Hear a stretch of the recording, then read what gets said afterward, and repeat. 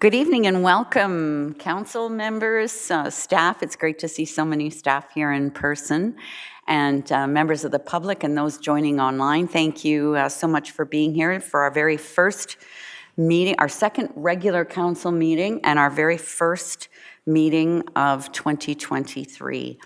And I want to take this opportunity to wish everybody a very happy new year. And I certainly hope that you had an opportunity to get some rest and relaxation and rev up your batteries, because here we go.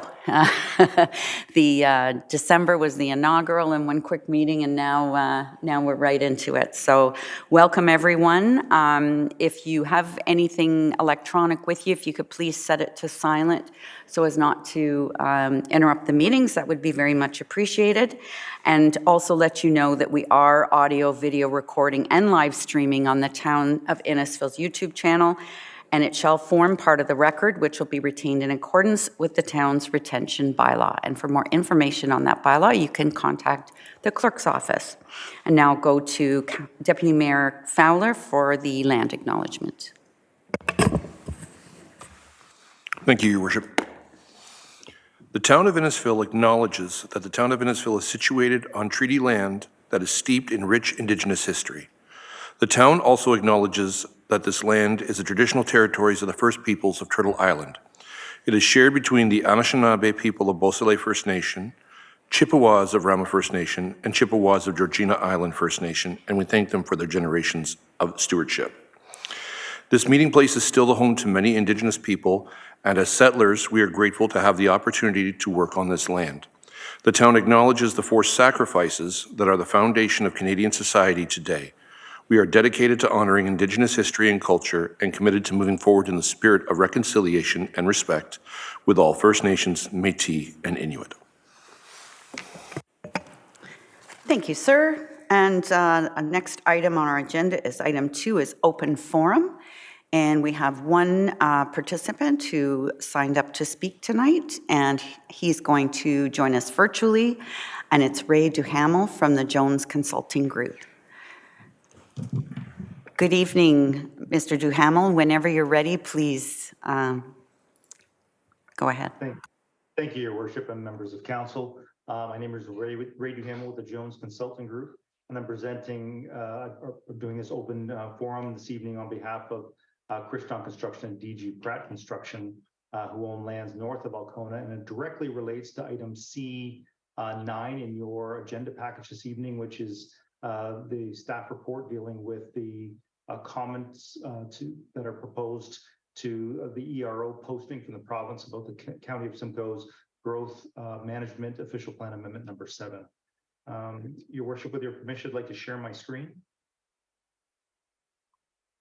Oh, I cannot share screen while other participant is sharing, so I guess I can't do that. So I was going to show you the lands, but I'll just speak to it then.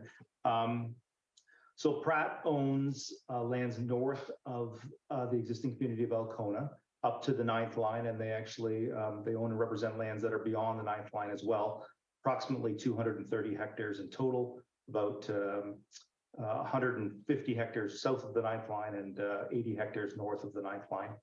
And we're here this evening to request that you support Pratt's request to the province to modify OPA 7 to include the Pratt lands within the Alcona settlement area boundary, and to specifically include additional community lands for the town of Innisfil, at least including the Pratt lands, and I would suggest others, an additional population to Innisfil in Table B of the official plan amendment.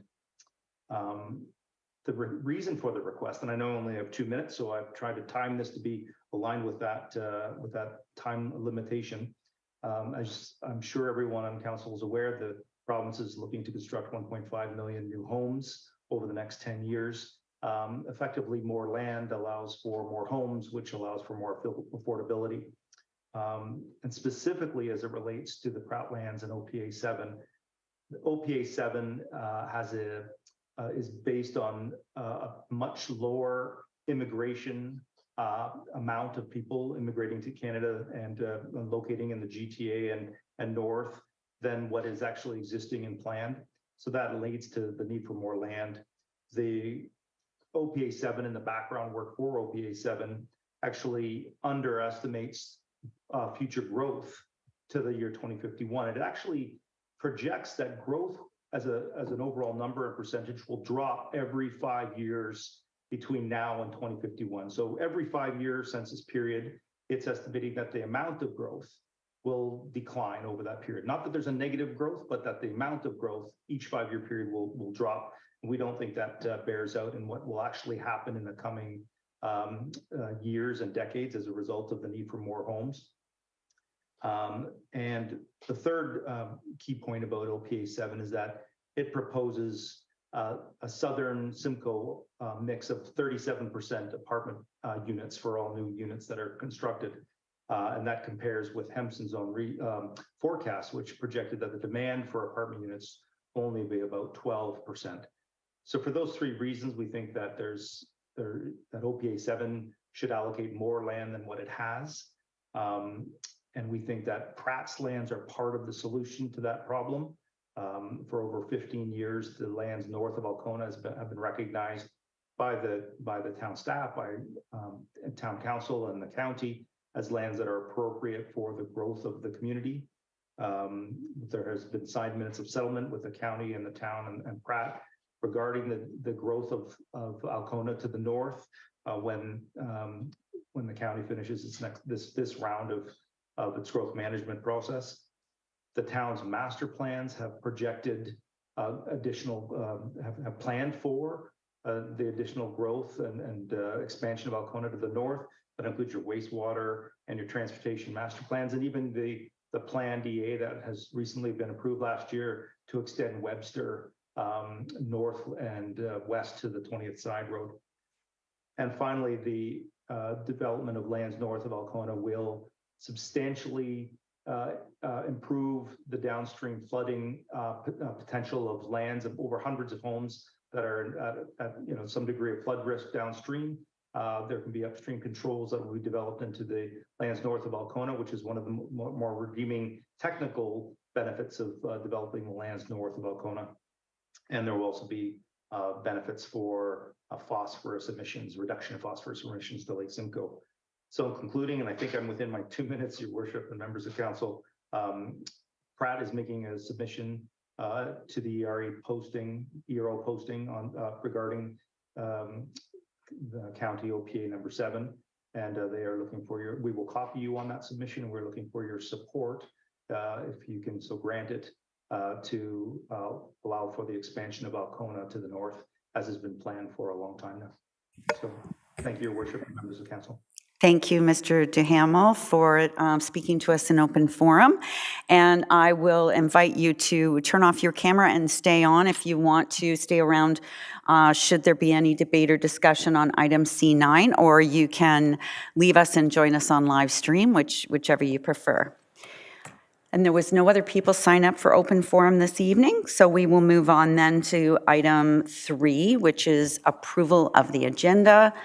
And I'll be looking for a mover and a seconder. We do have one item that the clerk wanted us to deal with tonight, item 7.2, which will be in regards to resolutions on how we do resolutions for members that want to attend conferences or training opportunities. And could I have a mover and a seconder, please, for that? Deputy Mayor Fowler, Councillor Waters. All those in favor of the approval of the agenda with that amendment? So we have our 2/3, so that carries. Next item is item 4. Is there any disclosures of interest on tonight's agenda? Councillor Ices. Thank you, Worship. Item C7, I have presented the clerk with a statement of pecuniary interest. The property that is being discussed there is owned by my son and daughter-in-law, so I will not be participating in that item. Thank you, Councillor Ices. That's duly noted. Any other disclosures this evening? If one becomes apparent to you during our discussions, please make it known at that time, and we'll move on to item 5. And there are no presentations and petitions. And item 6, delegations by the public or invited guests, members of staff. We have none of those as well. So we'll move right to item number 7. County Council, any associations, conservation authorities, any items where you've been representing the town. Deputy Mayor, did you want to talk about County Council yesterday? Thank you, Your Worship.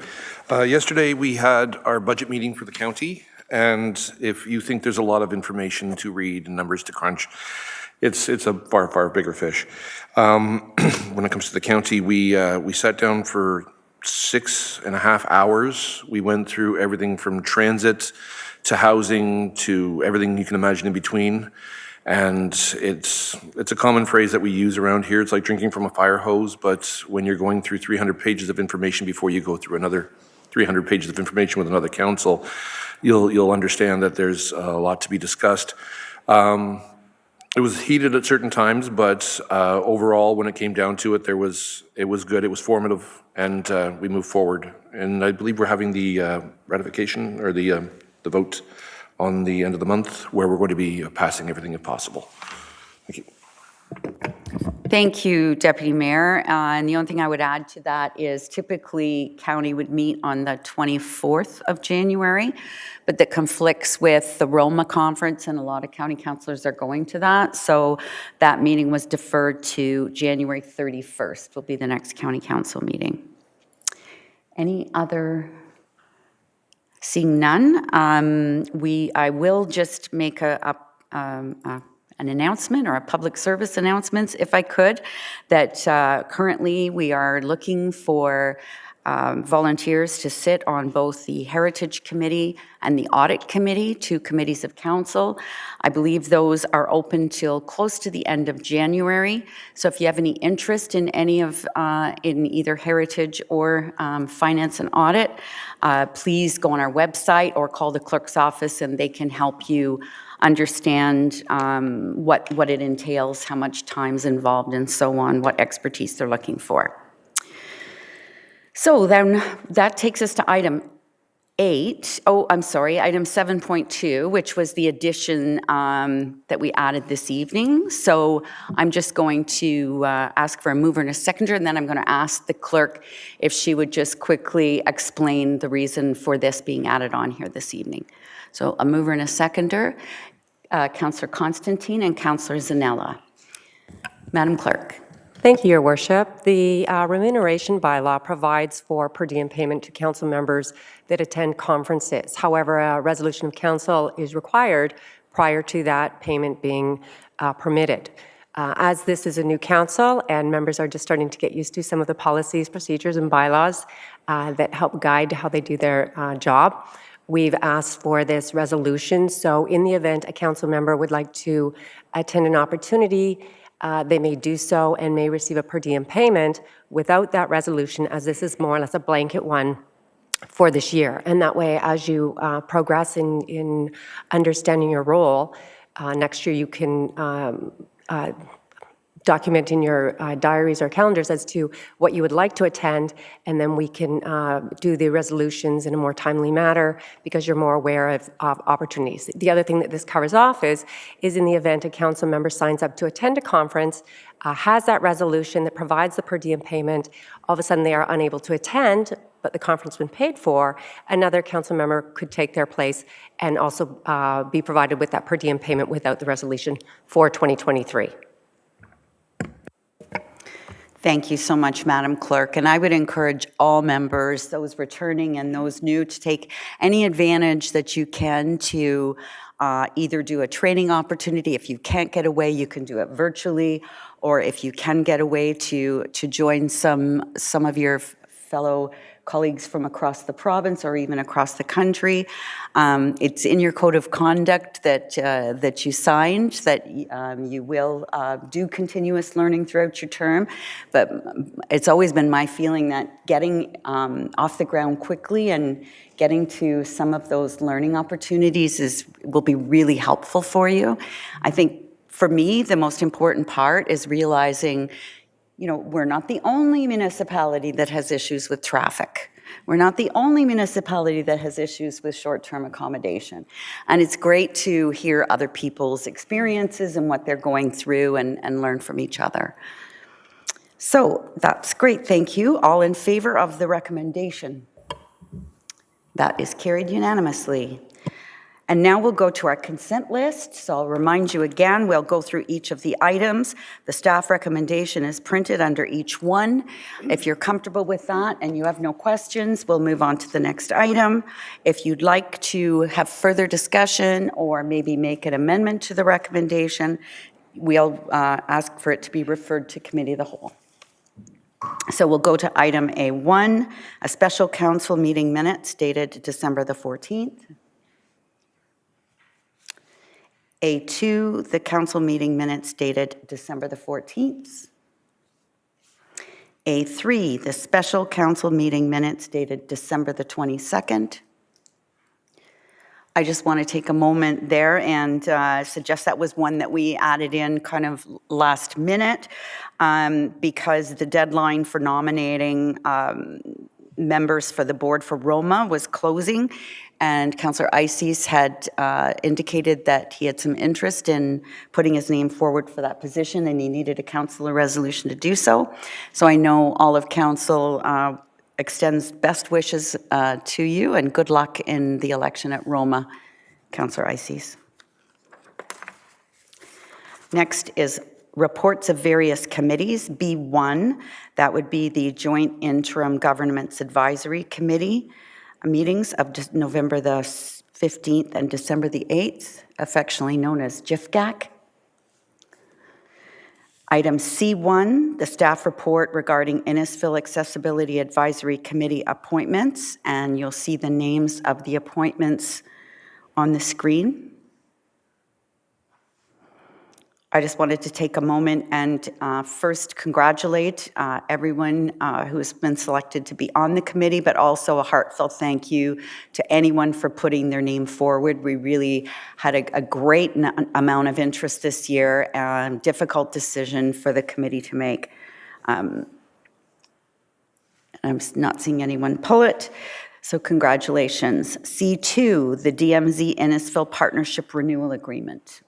Councillor Waters.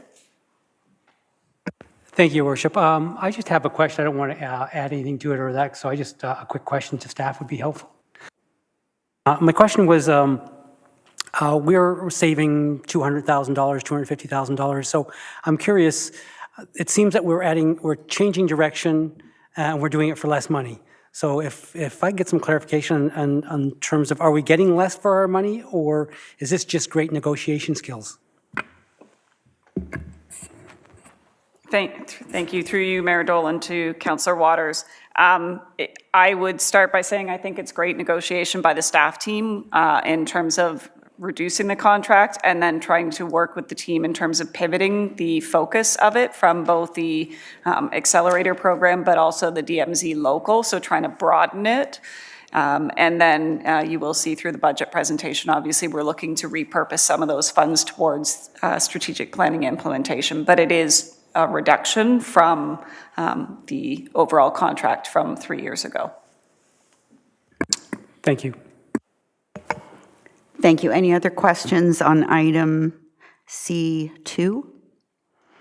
I just want to say that if we had that much success during a global pandemic, I'm just very excited about the future of this program. Item C3, request for additional funds for the roundabout. Deputy Mayor Fowler? Thank you. I'll be pulling it, and my seconder is Councillor Drudge. Thank you. Item C4, That would be 3269th line zoning bylaw amendment. C5, 5 side road zoning bylaw amendment application. I just had one comment on that one, Mr. Cannon. In the report, it talks about the lands that are north are agricultural lands, and I guess my comment would be not for long because they're in the city of Barrie and they're part of a secondary plan. But really happy to see these two amendments going forward. Item C6, 20th Side Road zoning bylaw amendment. I just have a question, if it's possible. I was going over the report, and it says that it showed the area where there's environmentally protected lands that are being shaved off for the additional housing. The question I have, though, is there's a great deal of environmentally protected land. Does the amendment change the whole lot, and does it still protect the environmentally protected space on the property when it changes from agricultural? Thank you, Mr. Cannon. Through you, Madam Mayor, to the councillor. No, those lands are not part of this zoning bylaw amendment application. These are just specific to the little 3 pieces of the end of the road at Webster Boulevard. The environmental protection lands are being protected and likely will be continued to be protected because they are designated as such in our official plan. Thank you. Anyone else with questions on item C6? Seeing none, we'll go to C7, and that is the 9th line zoning bylaw amendment application. Thank you. And C8, the action tracking list. Deputy Mayor Fowler. Just a quick question. I was going through the report, and Sorry, Deputy Mayor Fowler, could we pull that one maybe, because I think there'll be other questions, so we'll have a bit of more fulsome discussion on that. Thank you. C9, County of Simcoe OPA 7. Councillor Drudge. Through you, Your Worship, I'd like to pull that to the committee of the whole. Thank you. Thank you. And that takes us to D1, the Alcona Bicycle Lane Pilot Update. Councillor Fowler, or Deputy Mayor Fowler, I'll get it one of these days. I'd like to pull it just for some clarification, please. Thank you. And that takes us to bylaws. We have no bylaws this evening. And then item F, correspondence for action. That was appointing someone to the museum on the Boyne Advisory Committee. And I want to thank Councillor Constantine for putting her name forward for that. Next is item the G, the correspondence for information. So we have several, the Nottawasaga Valley Conservation Authority and the Lake Simcoe Region Conservation Authority. And I did have a question for those 2 items. Given that at least the Nottawasaga one was dated early October and precedes Bill 23. And Bill 23, I believe, did make some changes as to like freezing rates and so on in conservation authorities. I just wondered whether we were going to get an update on this in our budget, on our 2 budget days, on either of the conservation authorities. Ms. Webb? Yes, Your Worship. Both conservation authorities will be presenting on January the 25th. So any updates will be provided to council at that time. Thank you very much. G3 is the In-Services Board minutes from September 15th. G4 is the BWG Innisfil Police Services Board minutes. And G5 is the County of Simcoe Bursary Award. Congratulations to our Bursary Award winner. C6 is a proclamation for Crime Stoppers Month in January. G7 is a proclamation for Black History Month in February of 2023. And G8 is a proclamation for Took Tuesday on February the 2nd. And I've purchased my Raise the Roof toque that I'll be wearing proudly on February the 2nd. And that is the end of the consent list. So could I ask a mover and a seconder, please, to pass the consent list and refer those items to Committee of the Whole? Councillor Drodge, Councillor Richardson, all those in favor? That is carried. And now a mover and a seconder to resolve to Committee of the Whole. Councillor Saunders and Deputy Mayor Fowler, all those in favor? That is carried. So now that we're resolved into Committee of the Whole, we will go to the first item that was pulled, which was Councillor Fowler, and I believe your seconder was Councillor Drodge. Councillor Fowler. Thank you, Your Worship. I've had some people email and ask questions with regards to this roundabout, so I sat down with our CAO last week and pointed out some of the concerns I had. I went through it in greater detail, and I'm just trying to understand as things progress.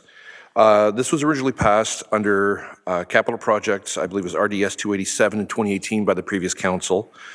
We agreed to $1,367,667, but we're adding onto this $583,168.92 for a total of $1,950,835.92, or 42.64% increase, give or take $4.29. Now, I'm looking at it and I'm trying to price out the cost of the concrete and whatnot, but what it seems to be is just reframing 3 poles with primary risers, supplying 3 poles with primary risers, and 160 meters of concrete encased duct bank. I'm looking at this, and when it breaks down to it even further, I can understand the materials being over $200,000. The one labor I can see to a degree, but vehicles, I don't understand labor and vehicles for a total of $287,000. Are we purchasing new vehicles? Are we, how are we managing? I'm just trying to get some clarification on the breakdown of the funds.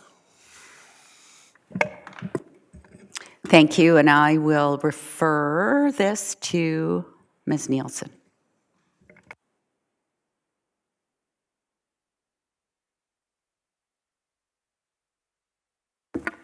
Through your worship to Deputy Mayor, we've asked Empower to provide a bit more information. We were surprised about the cost as well.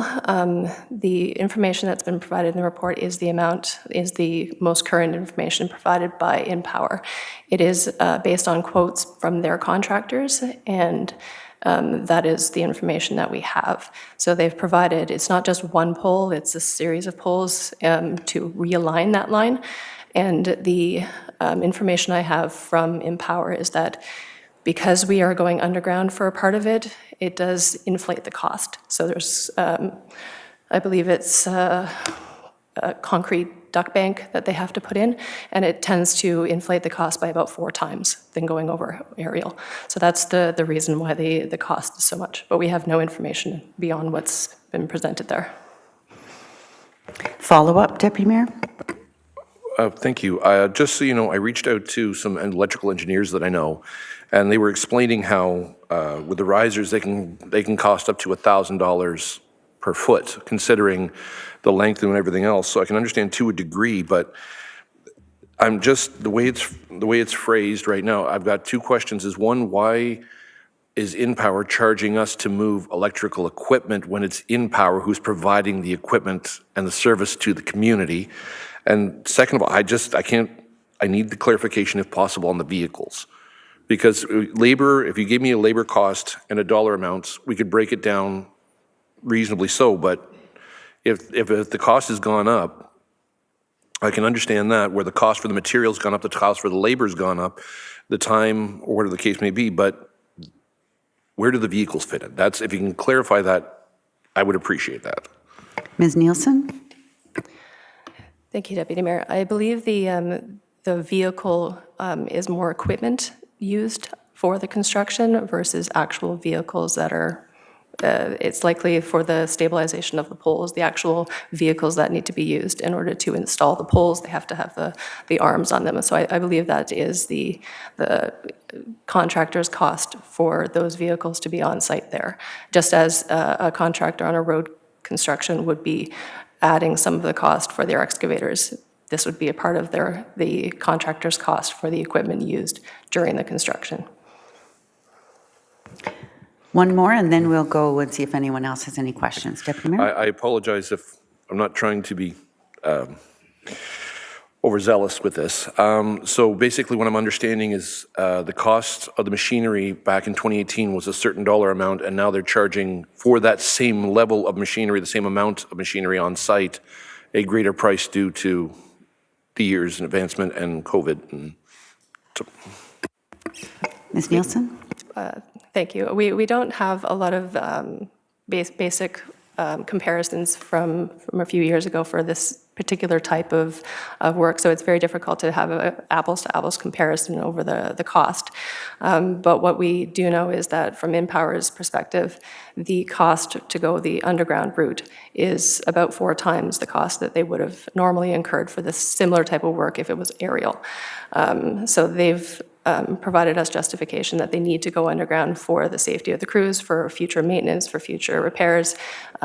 In order for roundabouts, they're a little bit different than a normal intersection. So this is their design, this is their cost. It's not something that was, I'm sort of losing track of your question, so if you wouldn't mind, let me know if I've answered you or if there's more clarification needed. You've answered the machinery. The one question that still remains is, why is InPower charging the town for services that InPower provides?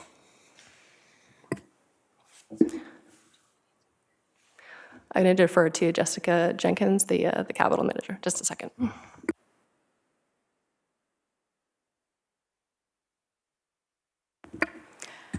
Through your worship to Deputy Mayor Fowler. In many cases when we're doing our capital infrastructure projects and there's hydro work to be done, we do have cost-sharing agreements in place with InPower when it comes to relocations and things like that. However, in this case, it was determined that this infrastructure should be fully funded through the town's project as opposed to in-services. I believe part of the reason for that is that this infrastructure is, because it was installed not too long ago, and so part of the reason is because it's fairly new infrastructure, and so there's, costs associated with having to move it. So they installed this infrastructure not too long ago, and now it's because of the town's project that this has to be moved. And so they feel that this should be a fully funded town cost as opposed to a shared cost within services. Sorry, InPower. Thank you, Ms. Jenkins. Other questions or comments? Councillor Drodge, Councillor Ices, and Councillor Saunders. Through you, Your Worship. Basically my concern here is that we have a budget 2 weeks away, and I was looking to defer it anyway, and then now that listening to the questions that Deputy Mayor Fowler has, I don't think he's gotten the answers that he's specifically looking for, so I would move to defer this to a later date. Thank you. If I could ask you just to hold that deferral, Councillor Drodge, so that we might ask any other questions we want, because once the motion to defer is on the floor, then we can only debate the deferral. So if I could ask you just to hold on to that for one moment. Sure, no problem. Thank you. Councillor Ices? Thank you, Worship. I understand Deputy Mayor Fowler's concern about the costs that we're talking about here. And I had some of the same thoughts as Councillor Drodge about the need to make this decision tonight versus tackling it in the budget session. So maybe that would be my question to staff, is the urgency of having this passed here tonight. Ms. Jenkins? Through your worship to Councillor Ices, we received this cost estimate, and we've been working with InPower on this through the fall, and we received this in December. And so unfortunately, when we received this, we were just coming out of lame duck, and so this has been our first opportunity to bring this to council, and that's why it wasn't included in the 2023 budget requests, is because of the timing. We already had submitted the 2023-2024 budget, and it had been finalized at that point when this came to light. And then beyond that, the implications of further delaying this, there is a significant amount of lead time for InPower to order the supplies that are required to do this work. We're finding that with every single hydro relocation right now, there's a significant, like 8 months type, like 8-9 months minimum lead time on these things. And so if we defer a decision on this to a later date, it will mean that this project likely will not go for construction this year. It would probably have to be deferred to next year at the earliest. So happy to answer any other questions with respect to timing impacts. Councillor Ices? Thank you, Worship. So then my follow-up question would be, what are the impacts to the community if we choose to defer this and it happens a year from now or in 24? Through your worship to Councillor Ices, we do have agreements with Friday Harbor and their design team in order to design and construct this work. They've been working diligently to get the design prepared and get this ready for construction, and we are almost at the point of being ready for construction to get this out and have the contractors out there. The delays, I think that we are hearing from the public and seeing that there's, has been a significant traffic increase in that intersection over the last number of years since Friday Harbor has been developed. So, further delaying intersection improvements at that location could exacerbate that as we continue to grow in that area. And then we do have a number of projects that are within this next budget cycle that is in front of you for consideration, and also in the 10-year plan that tie into this intersection.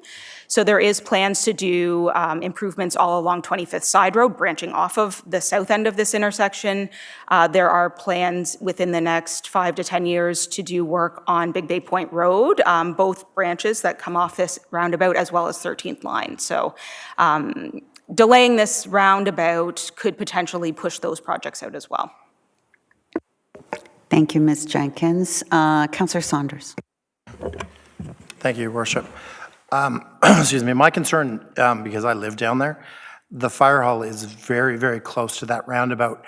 Has the fire chief and that they've been involved in this design of this, just so, because there's going to be so much impediment and construction for the next little while while it's getting done, they're going to have to be going through construction?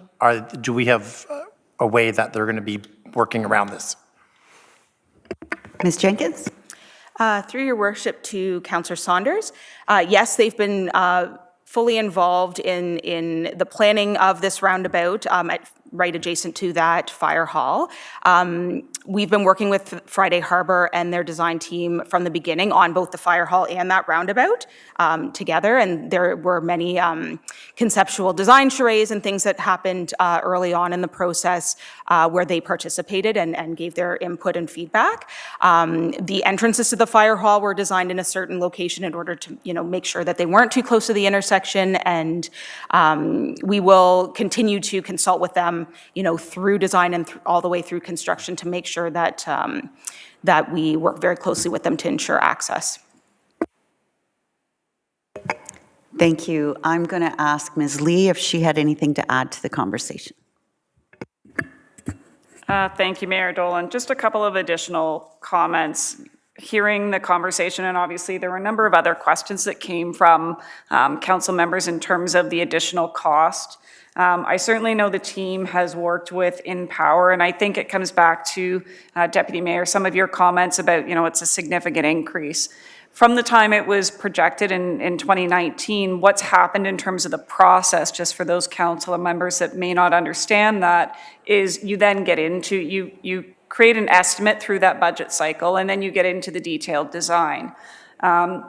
Through that detailed design, it's been determined that this is the plan that's required, so that I'm not justifying for in power why there's an increase, but as you get into that detailed design, they've now determined what is actually required for the relocation. We did know there was utility work to be done, but the scope of it, I think, has been substantiated through this design process.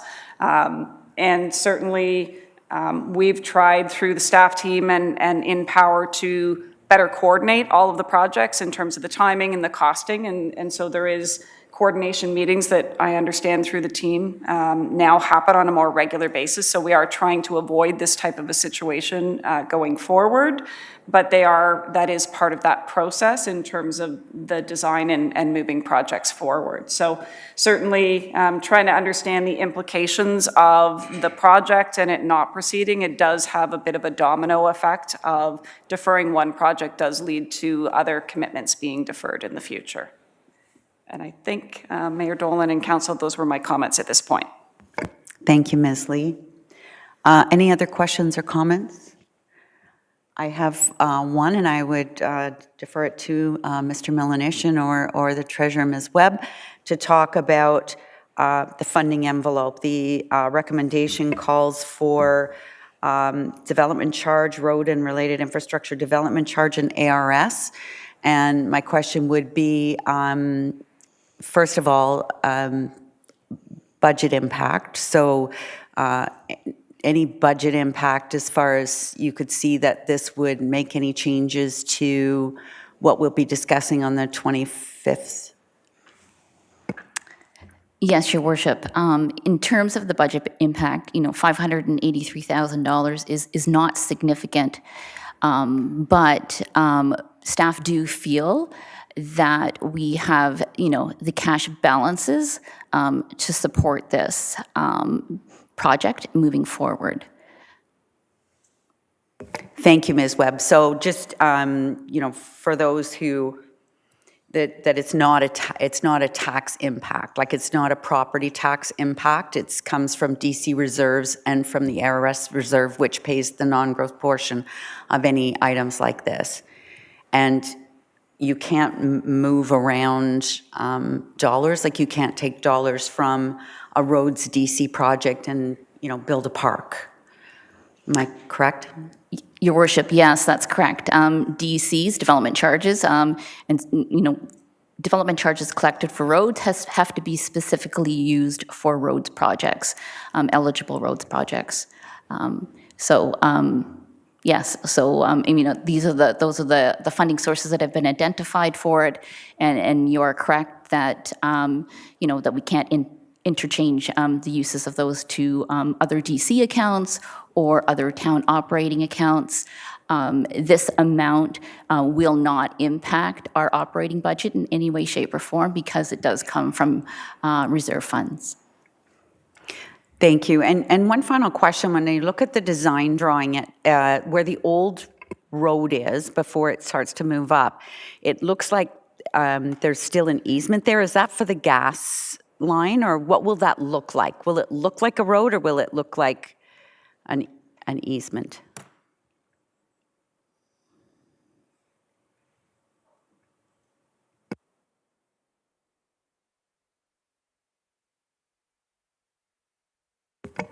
Sorry, I should have given you a better explanation of what I was asking for. I'm looking at the drawing on page 60 of the PDF.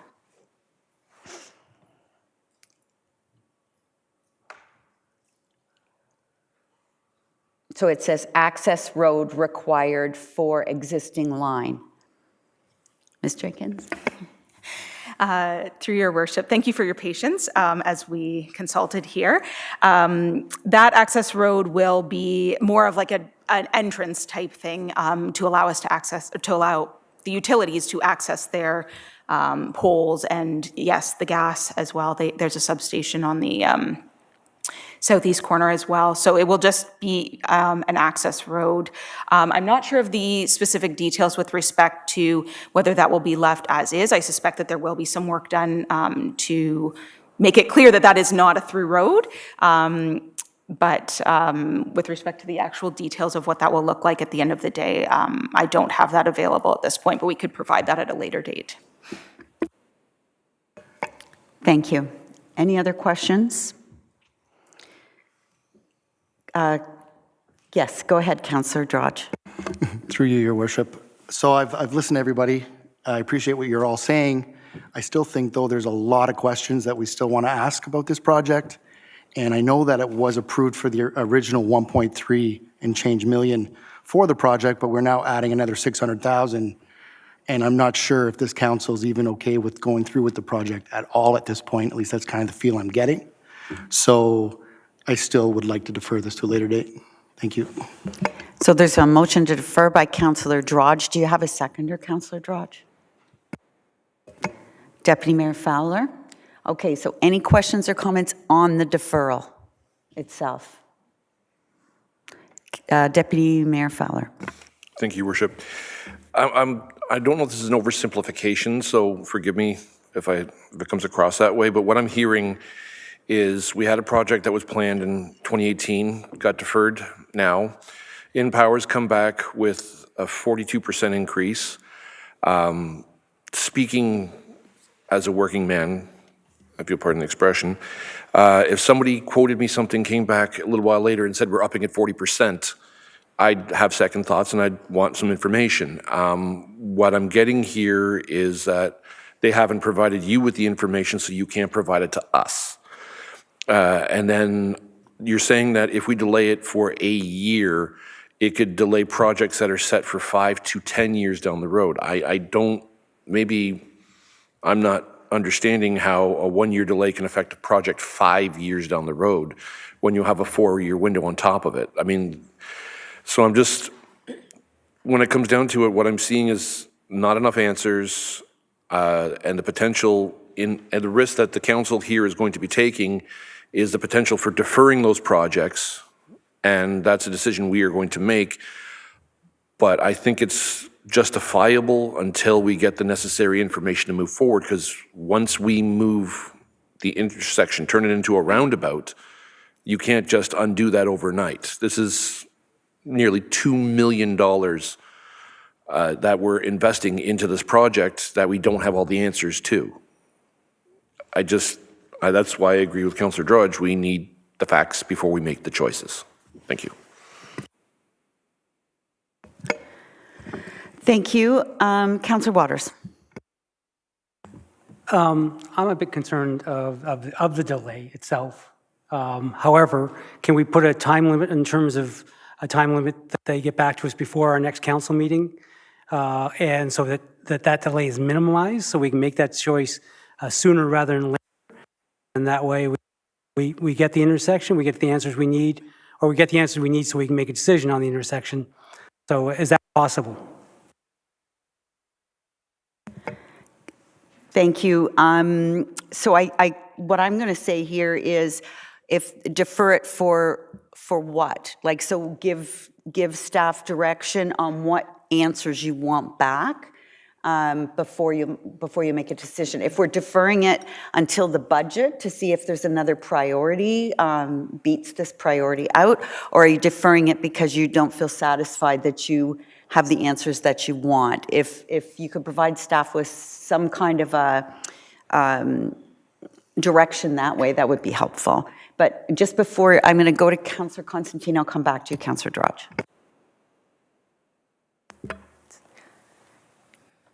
Thank you, Your Worship. What I would like to know, if you deferred it for 1 year, wouldn't it end up costing more? Ms. Jenkins? Through Your Worship, To Councillor Constantine, yes, we would anticipate that the trend of significant construction price increases would continue through this year and into next year, based on inflation and supply chain and resourcing challenges, among other things. We have been seeing significant increases in construction prices, and if this was to be deferred into next year or even further out than that, then we would anticipate costs would increase. Thank you. Councillor Drudge. Through you, Your Worship. Yeah, I was going to comment till after the budget, but after the question that Councillor Constantine just asked, I think a lot of supplies and stuff like that over COVID has increased, and to project a higher amount a year from now, looking at it from a business perspective, I don't see that. I see, supplies lowering in price and going back to more of a normal cost a year from now. So I think really, I don't believe the cost will increase. Obviously, I doubt they'll decrease, but I really don't see an increase. And for timeline, I just would like to see the budget go through before we send it to come to council again. Thank you. Thank you. Mr. Jershow. Thank you, Mayor Dolan. Just a suggestion for council's consideration that we perhaps defer for one cycle of council meetings and at least come back on February 8th at our next council meeting with some more information. See what further details we can get out of InPower between now and then. Council will by then have had the 2 days of budget deliberations, so you'll be better informed about the capital plan. And it might also be helpful just looking at the team to get a bit more clarity around the domino effect that was referred to. Maybe we can explain that a little bit better in February. So that'd be my suggestion for the time frame for the deferral. Thank you, Madam Clerk. Thank you, Your Worship. Is council also expecting additional information back at that time, or do they just want to gather information through the budget process and then come back and discuss this report as is? I'll go to you, Councillor Drudge. It's your motion. Through you, Your Worship. Yeah, no, I think we will definitely have some questions too for some additional information. I know Deputy Mayor Fowler definitely will have some questions. Thank you. Thank you, and through Mayor Dolan to Councillor Drudge. I guess my question would be is, would you like staff to come back with additional information, or will direction be provided through the budget process as it kind of evolves? Through you, Your Worship. No, I think staff, we would like them to come back with additional information along with the budget. Thank you. So I think where the clerk is going is that might push the date of February the 8th back. Was that where you were going, Madam Clerk? Because you'll have to get a staff report, which comes out a week early. The deadline for that report will be before the budget days. Is that where you were going? Not necessarily, and thank you, Mayor Dolan. It's more to the effect of the expectation for staff that if they're procedurally right now, this report will sit as is without any changes. It will come back in its entirety without any further recommendations or information unless that is requested by council. So council could receive this report and then defer the consideration of this item until additional information is received. That's what I think I'm hearing. It means that this report is received as is. Deferring it means that this report sits in limbo, so to speak, and will come back as is on February 8th. And if you're fine with that, then that's A-okay, unless you want specific information to come back from staff as an additional information memorandum to this report. Councillor Waters. Thank you. Thank you, Worship. My question would be, I think what we're looking for is a more detailed explanation for the expenses from InPower. So the report can stay as is, but what we're looking for in the meantime is a more detailed report from InPower so we feel a little more comfortable passing it at next meeting. So I assume that's what we're looking for, is more details. So those details may satisfy us to the point, okay, we understand it. I just went through a large construction project, and prices going up 30, 40% during the pandemic was absolutely normal. So I can see prices going up, and this might be reflected in that, but I think there are some serious questions from council in terms of more details. It seems a little light on that, and it's coming in at the last minute. So I would suggest that if we get those details, then it can come back the exact way it is, and then we might feel more comfortable in passing it. Thank you. Sorry, Director Lee. Thank you, Mayor Dolan. It may be helpful that it not only says in the motion, be deferred to the February 8th council meeting to obtain additional detail from InPower in regards to the quote. I think if that's what council's looking for, we probably want to clarify that in the resolution. Thank you for that. I apologize if I'm missing hands. I'm still used to seeing everybody in little square boxes on a screen, not spread out all over a room. Councillor Ices. Thank you, Worship. Just kind of thinking about the conversation we've been having, and I know we're all cognizant of dollars. We're going into a budget deliberation. But I get a little nervous when we want to second-guess staff on pricing of projects. And, anyone who's looked for a new vehicle lately and didn't look for a couple of years, the price went up. And the price is kind of the price. So I'm a little nervous asking for information that will delay this project for this year. And that would be my other point, that in Innisfil, there's been a lot of road construction. The Innisfil Beach Road has been tore up for a while. The construction there, I know it's a county project. The 9th line was just done. And as we have these construction projects, and when they get delayed, it is a significant impact to our community. So I have no problem getting more information, but I wouldn't want to delay this project if, the costs are the costs, and we're going to approve it anyway. So I just wanted to point that out. So thank you. Thank you, Councillor. Any other questions before we go to the vote on the referral? Deputy Mayor Fowler. Just a point of clarification, we're not second-guessing town staff. I have faith in town staff. What I'm looking for is understanding before I put my vote down for something that's going to affect the town that can't be undone easily. So if you can, in essence, give me the understanding, break it down, even to a point where I can understand where the dollar amounts are coming from, where the changes occurred, I can then, in good faith, represent the people who asked me to speak for them. That's all. I'm looking to make an informed decision, and there's not enough information here. I'm just looking to, when I make the vote, the choice, that I know what I'm basing it on. That's just something that gives me comfort that I need to do before I get my vote.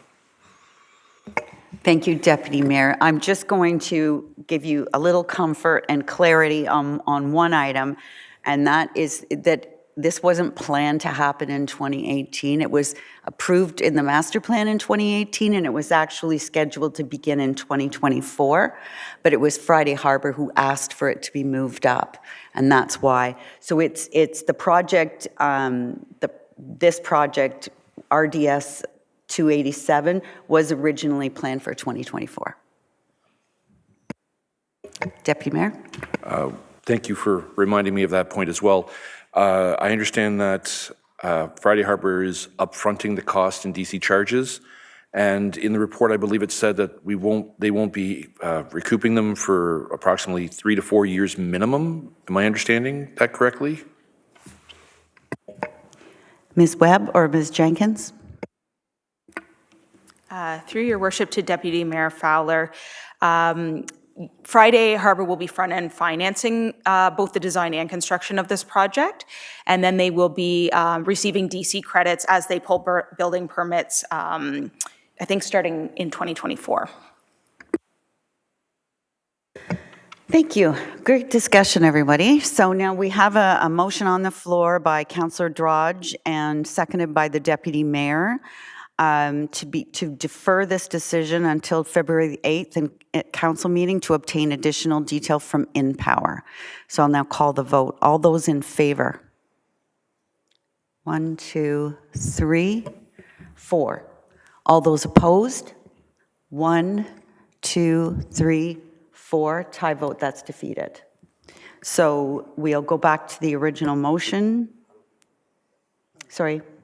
Oh, it can't be Sorry, Your tie Worship. vote. There's 9 of us. Good point. I'm asleep. Who didn't vote?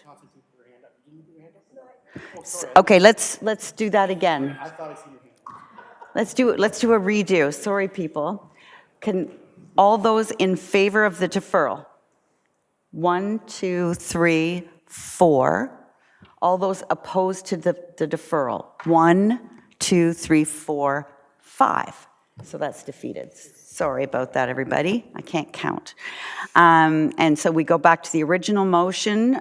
Did you still want to move that, Deputy Mayor? I'm sorry, I can't support this at this moment in time. Do we have another mover for the motion as on C3?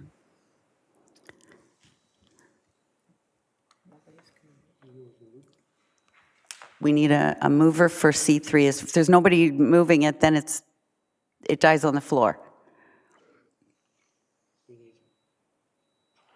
So, Madam Clerk? Deputy Mayor, through you, your Mayor, Deputy Mayor Fowler could remain as the mover. That is permitted under the procedural bylaw, and he could ask for a recorded vote that would show the action taken on his part if he desires to remain as the mover. I can do that. So we have a motion on the floor, and we have a recorded vote called. So this will be our first recorded vote as a council, won't be our last. So I'll let the clerk just walk you through a recorded vote and what happens. Thank you, Madam Mayor. So with a recorded vote, what we do in Innisfil is we do not do it alphabetically. We do it by random order. And I will be starting with Deputy Mayor Fowler. Nay.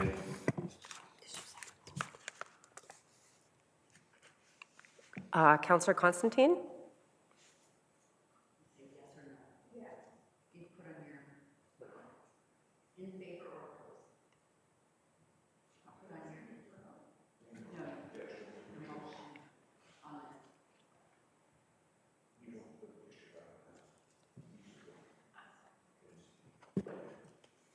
Yay.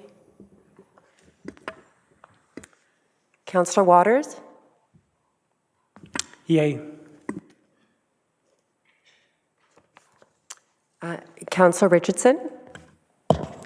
Yay. Councillor Saunders? Yay. Deputy Mayor Dolan? Has a flashback. I'm in the wrong term of council. I'm glad it's Mayor not just Dolan. me, Madam Clerk, and I'm in favor. My apologies. Councillor Ices? In favor. Councillor Droge? Nay. Councillor Zanella? Nay. So we have 3 not in favor and 6 in favor. The motion carries. Thank you, Madam Clerk. Now we'll move on to the next item that was pulled, which was C8, which was the action tracking list. Councillor Fowler, you have a seconder? Need a seconder to pull this? Councillor Drudge. Okay, thank you. Under engineering and capital, item number 2, I read the reports, and there was something that I'm looking to get clarification on. It's regarding Alcona Glen. They're talking about behind the school, completed pending paving of pathway, which is a mouthful, which will occur in the upcoming construction season. Are we talking about a pathway that has been paved, a pathway that's planned to be paved, a pathway that is not going to be paved but was planned to be paved? It's Ms. Cotillo? Through your worship to Deputy Mayor Fowler. So as part of the improvements to Huron Court Park, which is a project that had been approved by council previously, one of the elements of that project is to pave a pedestrian pathway from Benson south through Huron Court Park to the school property. The intention had been to pave that last year. Unfortunately, a successful bid was not obtained for that work, and that has been postponed and is expected to be done this year. There is an update on that coming to council at a future meeting as well. so we are awaiting a bid to be accepted, or it's still out for bid, or has it been accepted and we're waiting for it to be done? So through your worship, my understanding is that the bid has just closed, so it still needs to be reviewed and awarded, but we are hopeful that that will be a successful bid. Okay, thank you. Thank you. Any other questions on the action tracking list? I have a couple. One of them is CDSB item 1, and it's the Heritage Conservation District. But maybe I dreamt this, but I thought that the Heritage Committee recommended some kind of a tax incentive to properties that were Category A heritage homes. And I don't know if that has been done, but it's not on the action tracking list. And I just wondered if I'm the only one who remembers that.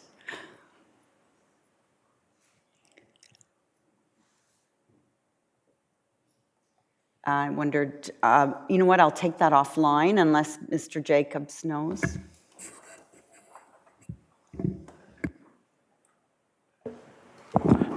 Thank you, Mayor Dolan. There has been, council did approve in the previous term of council, a community improvement plan specific for the Cookstown Heritage District.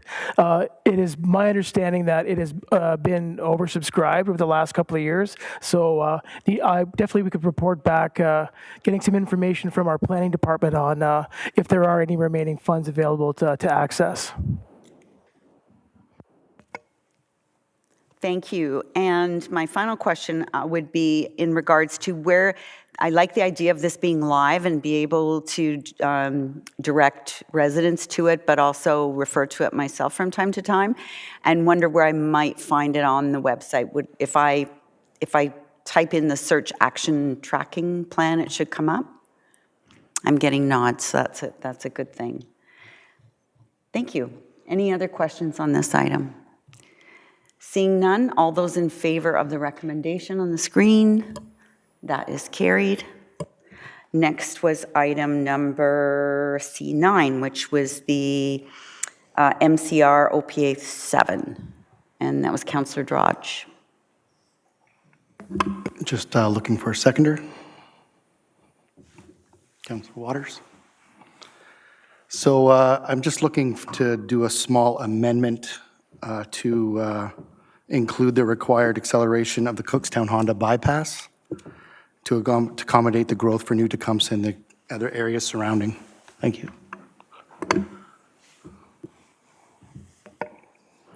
Thank you, and we'll just see if the clerk's office has that to show us on the screen.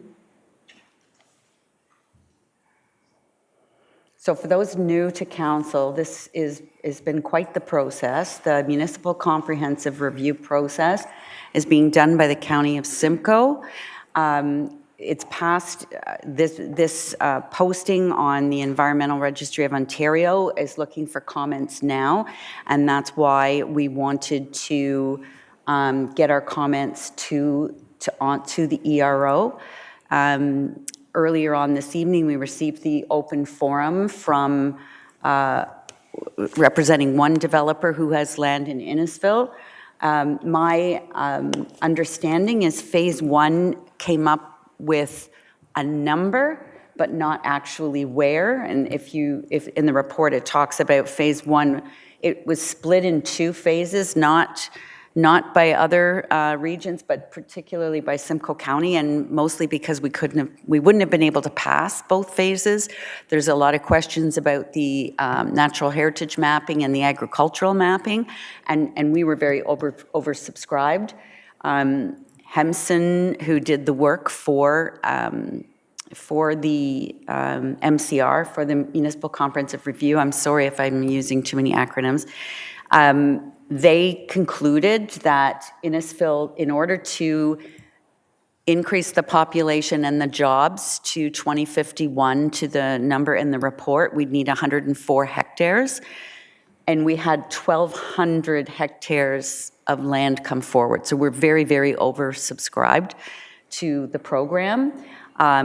Each and every developer had the opportunity to place comment with Simcoe County, and they also have the opportunity, as Mr. Duhamel said he was going to take, which is to make comments on the ERO. So we will, for sure, I think, receive more information in the future about where the province is going with this. And in the report, Director Lee did talk about the fact that in other areas, what was proposed by the region or the city was actually altered by the province. So stay tuned. There's a lot more to come in this story. And I just wondered, Director Lee, if you had any other comments to make.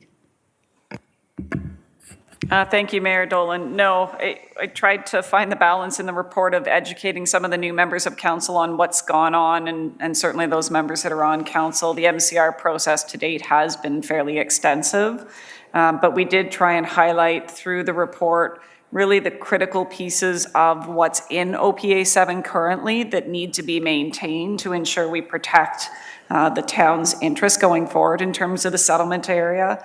As the report notes, while there is 104 hectares identified, we did receive significant developer requests, 1,000-fold to what is identified from a hectarage requirement. And so while I appreciate the comments that were made earlier, I think while we don't disagree, Alcona will continue to grow.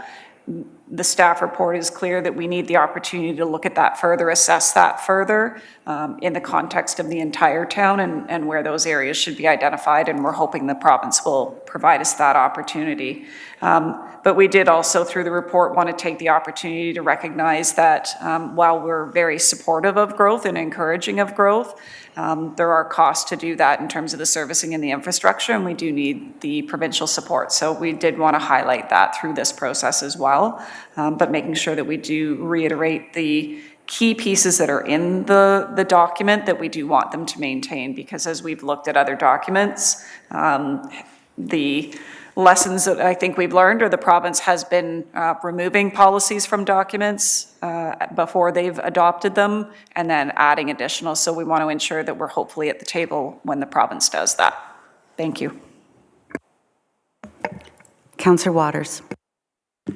Thank you, Your Worship. A quick question is around DCs, that under Bill 23, they talked about changing that we would have to collect taxes as opposed to getting DCs from the developer, which to me seems that if that is allowed to go ahead, that will severely put off their agenda in terms of target times, because we have to look for a different funding model in order to get that development to happen. So I'm curious why we didn't put a comment in there around DCs, that this would dramatically impact timing of development in Innisfil, just because money has to come from somewhere else. Director Lee? Yes, thank you, Mayor Dolan. Through you to Councillor Waters. I think the reason we didn't focus on the development charges is that is subject to separate legislation, and we're still trying to determine through Bill 23 and the regulations that will come out of that, how in fact development charges and community benefits charges will be impacted, and we know that there'll be more coming from the province on that. So we tried to focus this specifically on OPA 7 and the infrastructure associated with it. Thank you. Thank you. Councillor Ices. Thank you, Worship. My question is about the numbers that are in the report. The speaker earlier challenged some of the assumptions that were being made on these numbers. Because there's a lot of what-ifs as we move forward, how important is it to have, that 104.2 hectares? Are we, stuck in stone that that's the amount that we have to work with to fit 39,000 people in, or is that to be seen, yet to be seen? Director Lee? Through you, Mayor Dolan, to Councillor Izes. I think we're trying to recognize the numbers that are in the OPA 7 that were adopted, but what I would note in the staff report, we also asked for clarification from the province on what the numbers actually mean. So are they in fact population and employment forecasts? Are they caps? Because that will change whether 104 hectares is sufficient or insufficient in terms of the type of housing. If they maintain the densities the way they are, if they change those densities, all of that would factor into whether 104.5 is sufficient. And so that's what we tried to seek the clarification from the province, that if they clarify that may require additional land. So we will ensure that that's very clear in the cover letter that goes with the staff report. Councillor Waters? Thank you, Your Worship. I have two questions. One has to do with the answer that was just given. The 104, is it plus orbit, which is I think is 37, or does the 104 include the orbit? That's my first question. Thank you. Through you, Mayor Dolan, to Councillor Waters. 104.5 is in addition to the 37 hectares for the MZO lands for the orbit were already added and designated separately. Okay, perfect. That's what I thought was. So we're more around 140 than 104. Yes, Councillor Waters. I think it's just OPA 7 actually designates the orbit lands as part of the Alcona settlement area, and the policies then say there's an additional 104.5 hectares required in settlement expansions, not specifically Alcona. It could be others. We've identified the primary settlement will grow the most, but there may be expansions and there are requests elsewhere. Thank you. My second question had to do with the current status of agricultural and natural heritage in the report. There's not much mentioned, and I haven't heard much since all the discussions that we had about that a year and a half ago, 2 years ago. So I just want to know, what is the current status of all that, and when will we hear more? Because that is important to this. Through you, Mayor Dolan, to Councillor Waters. And I didn't focus on phase 2 of the MCR process. The intent through the County of Simcoe was that both the natural heritage mapping system and the agricultural system would be reviewed and updated in 2023 as part of phase 2, as would the settlement area expansions were to be considered at that point in time. Where I hesitated, and I think it was in the top of the report, some of that I think is a little bit unknown in terms of the timing and the process, given Bill 23 and the changes that were made to the County of Simcoe from, and the language I'm going to get wrong right now, but basically without having planning approval authority. So the bill changes their essentially planning status going forward. So the planning team, the county, and county council have to sort of understand the implications of Bill 23. Bill 23 didn't legislate that, so while royal assent was received, a date of proclamation of when that change to their status will occur is unknown. So they're working with the province. We'll have to, as the other Simcoe County municipalities, work within the county to understand what the implications then are to the mapping and the balance of the phase 2 MCR process. Thank you. And I can add to that, Councillor Waters, from a county perspective, the original intent was to bring it all in one package, but there was much concern about the mapping and the agricultural mapping and the natural heritage mapping from the county level. So it was a staff decision at the county to split it because they thought that they could fit the numbers through on phase 1, but they knew if they lumped it all together, it wouldn't have passed. So that was why it was split up, and we did explain that to Minister Clark last year. I guess my main message throughout this whole process is that we hope that we'll be at the table and that the province will seek our guidance on, help us help them so we can make sure that they understand any decisions and the repercussions of those decisions because we know Innisfil better than they do. So that's kind of the key messaging going forward is we want a seat at the table. Councillor Ices? Thank you, Worship. I just wanted to add as well, from the agricultural perspective, there was a lot of concern about the accuracy of the maps for agricultural zones and natural heritage zones and what that would mean for planning moving forward. So from that perspective, we were happy that it got delayed just for the accuracy of the maps. Thank you. Any other discussion, comments, questions? Seeing none, all those in favor of the first of all those in favor of the amendment, I want to thank Councillor Drodge for bringing that forward. I think it's an important piece.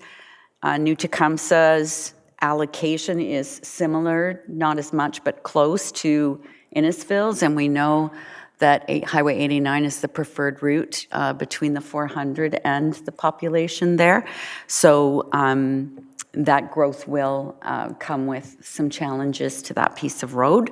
So adding that is very helpful. Did I call the vote? I did, didn't I? All right, and then the motion, so we now vote on the motion as amended. All those in favor?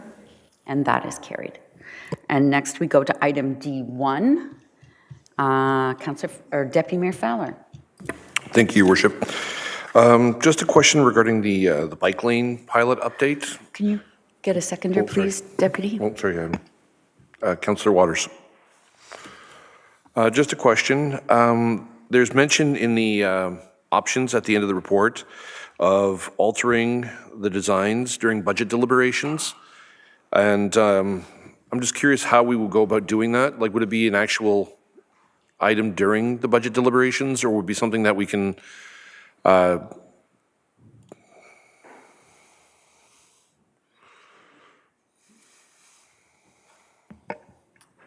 Ms. Jenkins?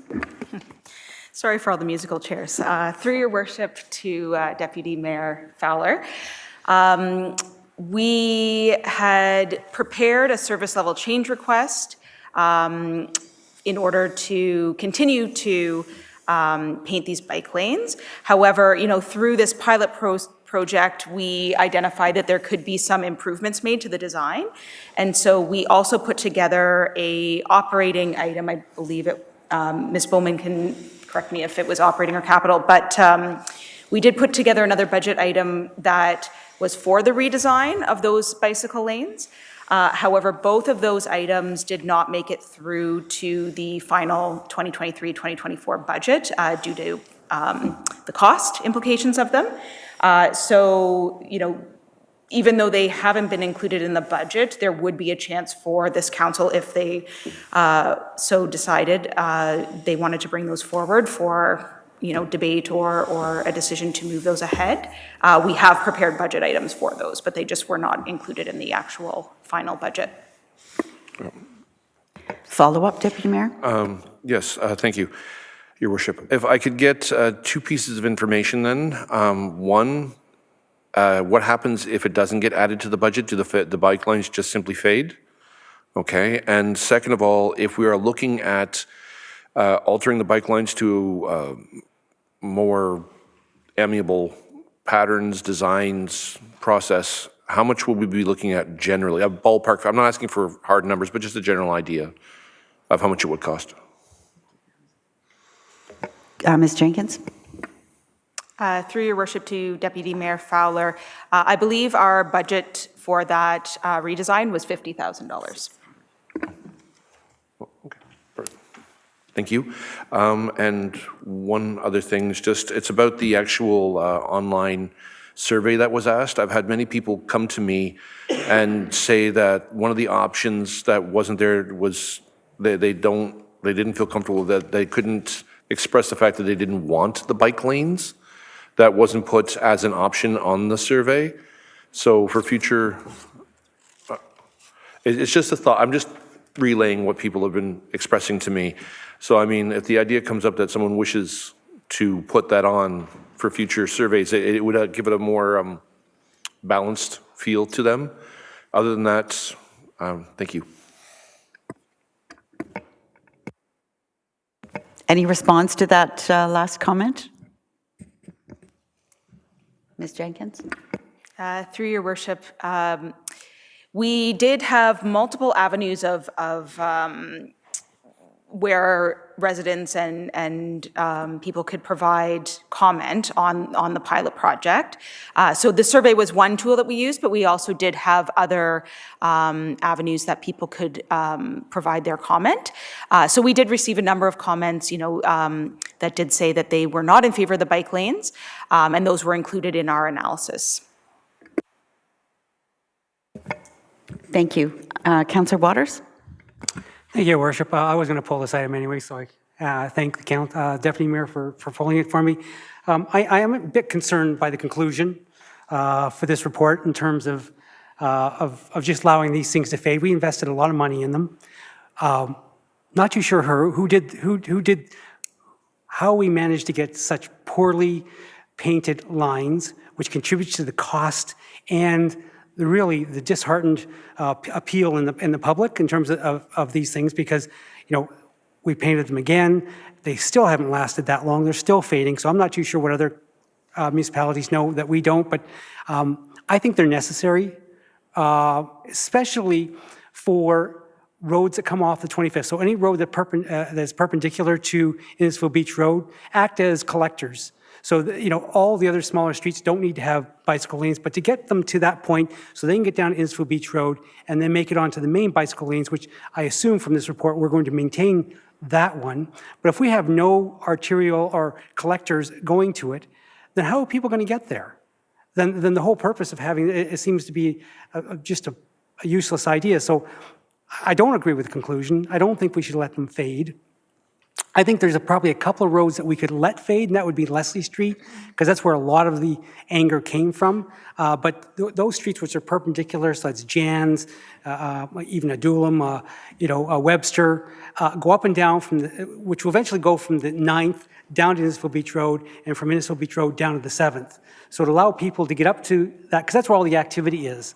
So I think having those perpendicular bicycle lanes where all the small side streets can connect to are important, and I would hate to see them just naturally fade, considering it wasn't implemented very well. So I would suggest that we come back during the budget process, we take a look at what those numbers might be. Let's eliminate a couple of them, like Leslie Street, maybe Anna Maria, I'm not 100% sure. It creates a nice loop from St. John's over to Webster, which is kind of nice, but I just wonder if we can keep the perpendicular ones off Innisfil Beach Road. I think are really quite important for safety reasons, and they're only going to get busier. They're not going to be used less, and so I think it's important to get kids to that Innisfil Beach Road safely, so they can get to the hub at the YMCA and that type of stuff. So that's my comments. Thank you. So, ladies, I think you have an advocate on your side there during budget days. I wanted to comment on Leslie as well. I think that most of the consternation was, I like parking my car on the street and I can't do it anymore. But, the road diet process of taking these extra wide roads and making the lanes narrower so that people feel they need to drive slower is also a really important aspect of them as well. And then the report talks about most of the requests are from Alcona, but I can tell you that the most requested spot I hear about is Big Bay Point Road. People really want bike lanes up in Big Bay Point. Seeing any other comments? I'm seeing none. So we're just receiving this for information. All those in favor? That is carried.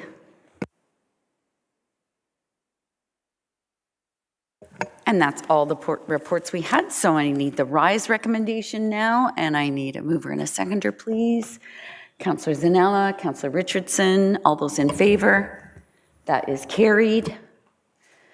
And then we need to adopt the recommendations from Committee of the Whole. Deputy Mayor Fowler, Councillor Constantine, all those in favor? That is carried. Now we've no notices of motion and announcements. Are there any announcements for this evening? Councillor Richardson. I'd just like to make an announcement about January 28th, the Innisfil Lions will be celebrating their 50th year in the town of Innisfil. So there'll be a cake cutting ceremony, and great to come out and check it all out and all the services they provide within Innisfil. Thank you, Councillor. Any other announcements? Councillor Ices. Thank you, Worship. I just wanted to say kudos to the roads department over the storm and in the holidays. That, you know, it's Christmas, and I'm sure a lot of employees didn't want to be where they were, but they had to, and they did a great job of keeping us all safe on the road. So kudos to staff during that time. Thank you, Councillor Ices. I know Director Bowman will pass that on. Any other announcements? Deputy Mayor Fowler. Thank you, Your Worship. This coming week, Wednesday, I believe it is, we're having at 5 o'clock across the hall an in-person open house regarding the Innisfil Beach Park implementation plan. So anybody who wants to help choose the future of the park, wants to put their 2 cents in, have their words heard, express themselves, however you want to phrase it, please come down, take a look, learn, and pass on any ideas or things you agree with. We want to make the right decisions that make everybody happy in that regard, even though we can't. Thank you. Thank you, Deputy Mayor.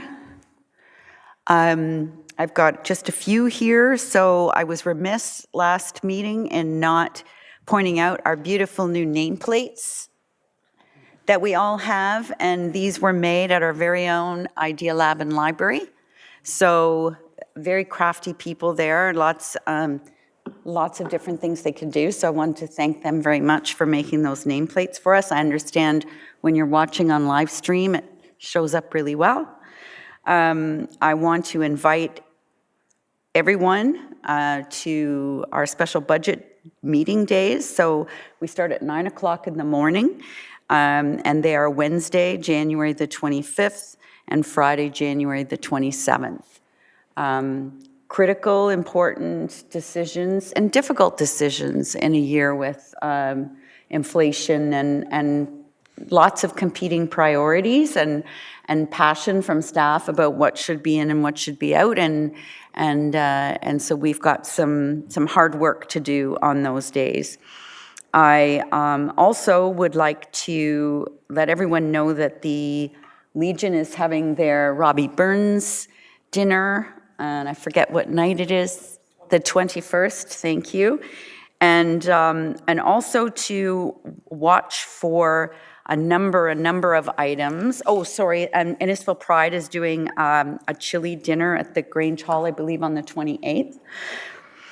And one of the projects the last council put together was they wanted some winter opportunities. So there is a winter weekend starting January 27th and going to February the 25th. Lots and lots of activities, family-friendly activities. We'll have the grand opening of the town square. There'll be a We'll be all serving pancakes one morning. There's going to be a health and wellness fair at the Rosardo Health Center. Different groups in Cookstown have got together, and they're calling what they call the Cookstown Experience. You can go curling, you can go wine tasting. There's going to be lots of open skates. There's going to be free swims. There's going to be a cheer on the Spartans hockey team. There's going to be snow tubing, and of course the ever-popular polar bear dip from Ice Corp. So the town is partnering with all different organizations in the town to make this happen.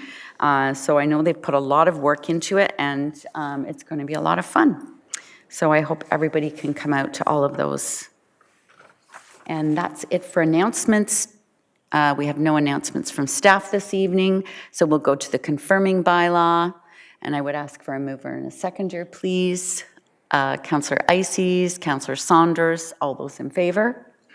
That is carried, and adjournment. We'll go to Councillor Drodge and Councillor Richardson, and the meeting be adjourned at 8:33 p.m. And I want to thank staff and everyone for being here, and we'll have our next regular council meeting on February the 4th. Good night, everyone.